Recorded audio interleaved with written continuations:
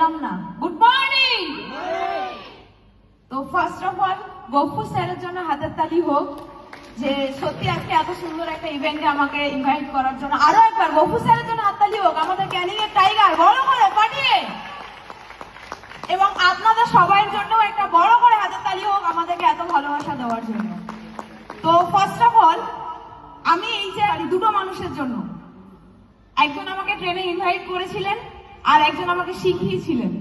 সেদিন যদি ট্রেনে ইনভাইট না করতো তাহলে আমি এই জায়গায় কোনোদিনও আসতাম না। আমার সাথে কোনো রক্তের সম্পর্ক নেই, আমার সাথে কোনো আত্মীয়তা নেই, আমি চিনতামও না। ওনার বাড়ি ছিল মেদিনীপুর, আমার বাড়ি ছিল ক্যানিং জীবনতলা, সবাই জানেন আপনারা। তো জাস্ট মানে কথাবার্তা, just hi hello, number exchange হয়, আমার ভালো লাগে, নাম্বার লেনদেন করেছিলাম। আর আজকে সেখান থেকে কিন্তু লাইফ ট্রান্সফর্ম হয়েছে এই জায়গায়। ভালো, ইয়েস আর নো?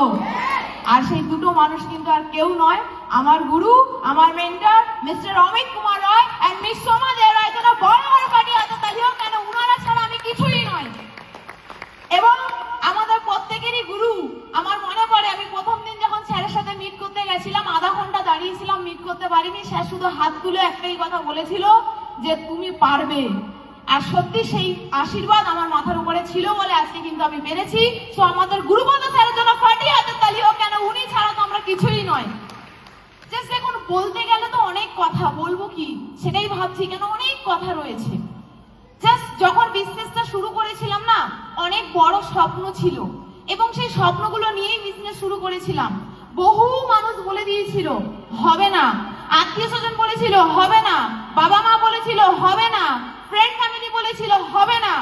আর আমি দেখেছিলাম আমার স্যার সেই ছোট্ট কুঁড়ে ঘরে বসে আমাকে একটাই স্বপ্ন বলেছিল, কবিতা তোমার বাড়িতে যে পা রেখেছি একদিন এই বাড়িটা কিন্তু বড় হবে। আর এই বাড়িতে যে পা রেখেছি তোমাকে কিন্তু বড় করব, তোমাকে কিন্তু গাড়ি পাওয়াবো।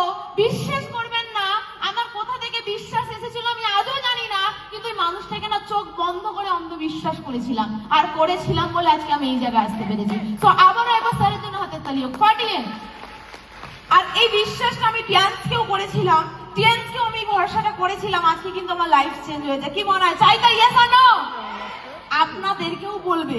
আজকে এখানে প্রত্যেকটা সিনিয়র, আজকে আমি অপর্ণা ম্যাডামকে শুনছিলাম, সাবিনা ম্যাডামকে শুনছিলাম, প্রত্যেকটা সিনিয়রকে আমি শুনছিলাম যে ওনারা কিভাবে স্ট্রাগল করছে আর আজকে কিভাবে ওনারা বড় হচ্ছে।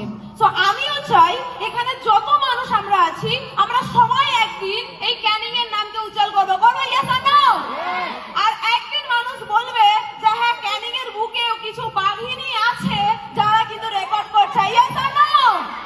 আর সেই জন্য কিন্তু আপনাদেরকে আরো আরো লড়াই করতে হবে, অ্যাচিভমেন্ট করতে হবে এবং আমাদের গ্রেট লিডারের কিন্তু প্রত্যেকটা কথা মানতে হবে। হবে তো? করতে পারবো? সিনিয়রের কথা মানতে পারবো? তাহলে আগামী কবিতা কিন্তু আপনি হতে চলেছেন। চলুন প্রত্যেককে thank you, best of luck, good luck. Thank you so much.